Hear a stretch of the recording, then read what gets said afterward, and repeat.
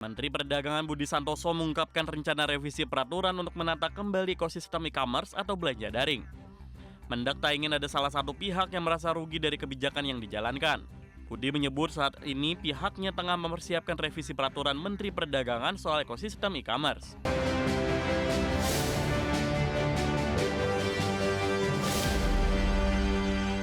Kementerian Perdagangan akan merevisi peraturan untuk menata kembali ekosistem e-commerce atau belanja daring di Indonesia.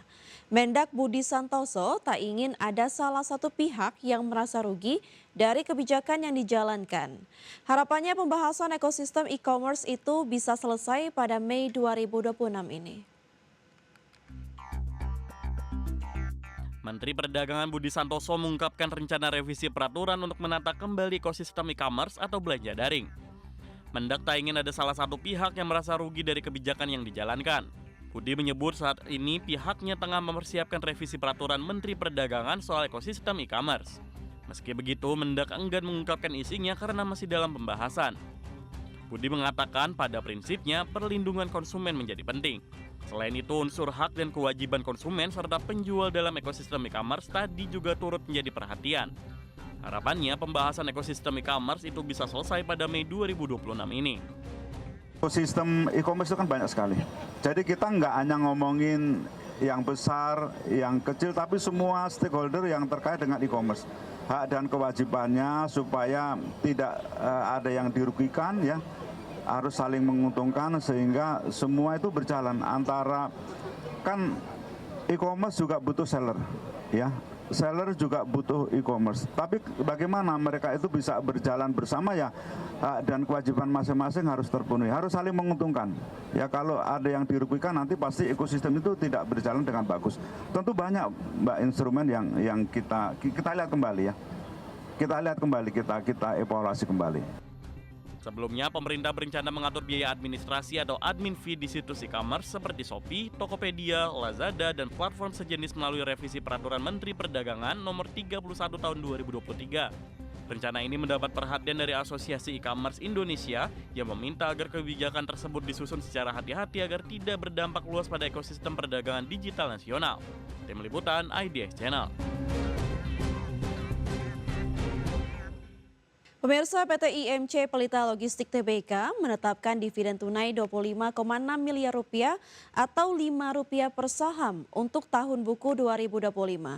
Pembagian dividen ini didukung saldo laba ditahan dan ekuitas perseroan yang masih kuat. PT IMC Pelita Logistik Tbk atau emiten berkode saham PSSI menetapkan dividen tunai 25,6 miliar rupiah untuk tahun buku 2025. Setiap pemegang saham berhak menerima dividen Rp5 per saham. Keputusan ini disetujui dalam RUP ST yang digelar 8 Mei 2026. Dividen akan dibagikan kepada pemegang saham yang tercatat dalam DPS.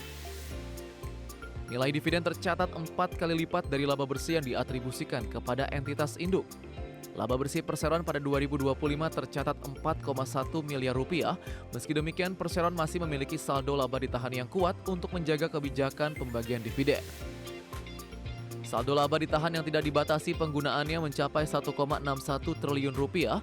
Total ekuitas perseroan tercatat 2,57 triliun rupiah. Kondisi ini menunjukkan struktur permodalan yang masih solid dalam mendukung operasional dan kebijakan korporasi.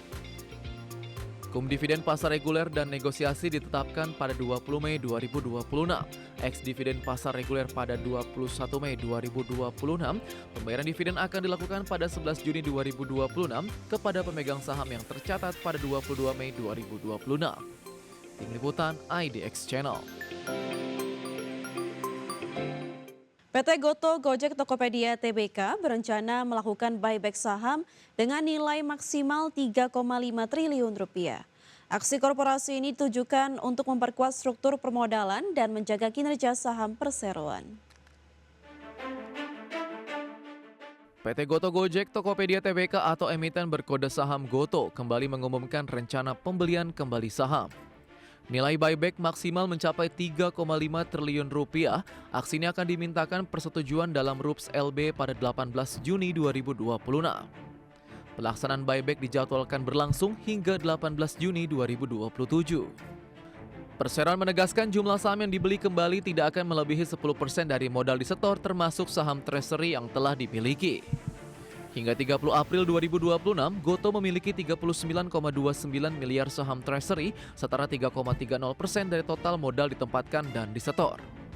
Manajemen menyatakan dana buyback itu tidak berasal dari hasil penawaran umum maupun pinjaman. Dengan demikian, aksi ini tidak akan membebani struktur pendanaan perseroan. Buyback juga dinilai memberikan fleksibilitas dalam pengelolaan modal sekaligus mengoptimalkan struktur permodalan perusahaan. Hingga 11 Mei 2026, saham Gotoh berada di level Rp50 per saham. Dalam 3 bulan terakhir, saham terkoreksi 15,25%. Secara year to date, saham Gotoh turun 21,88%. Buyback diharapkan dapat memperkuat performa saham perseroan. Tim Liputan IDX Channel.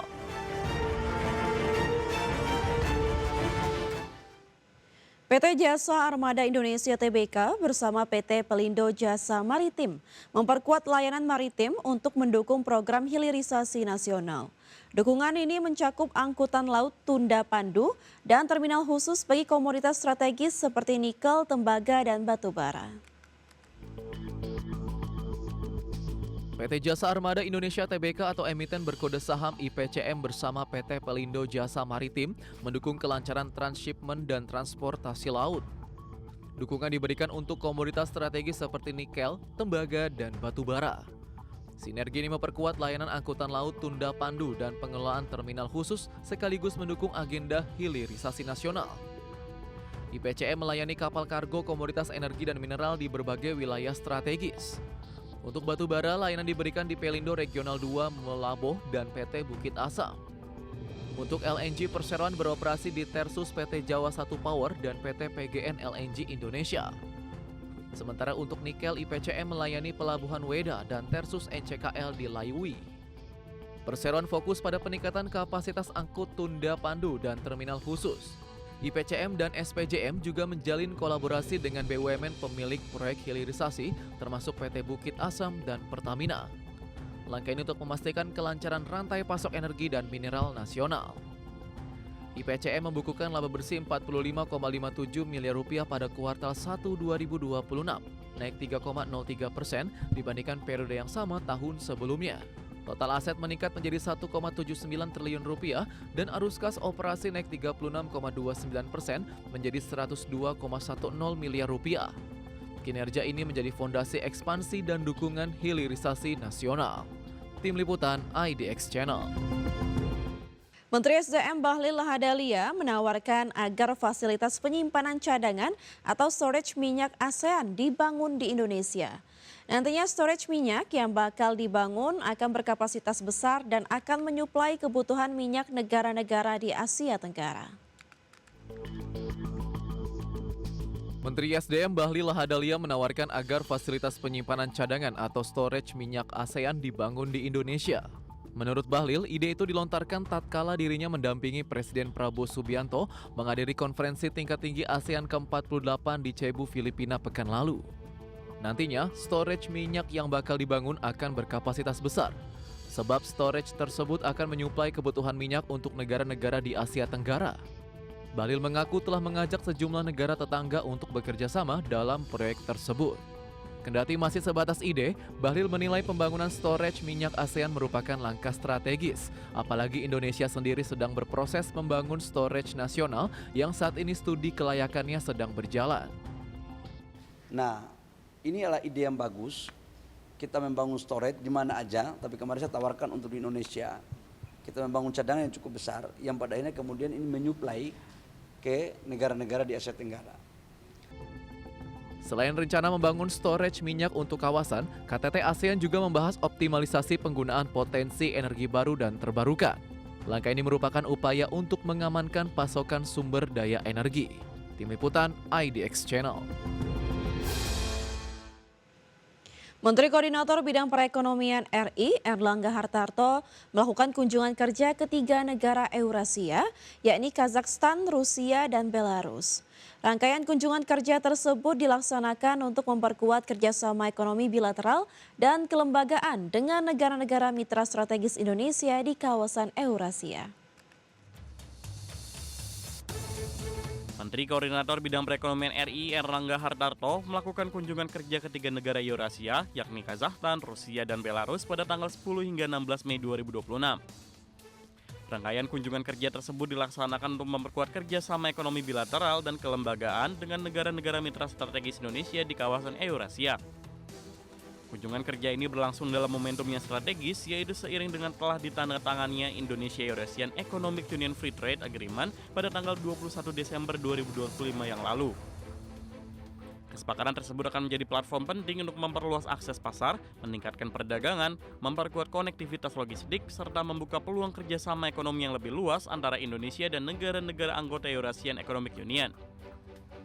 Menko Erlangga dijadwalkan menghadiri sejumlah pertemuan penting dengan para pimpinan pemerintahan dengan agenda utama antara lain pertemuan dengan Perdana Menteri Kazakhstan di Astana dan Perdana Menteri Belarus di Minsk, serta memimpin delegasi RI pada sidang komisi bersama. Ketiga forum ini menjadi mekanisme penting dalam mendorong tindak lanjut kerjasama ekonomi bilateral secara lebih konkret, terarah, dan saling menguntungkan. Tim Liputan IDX Channel.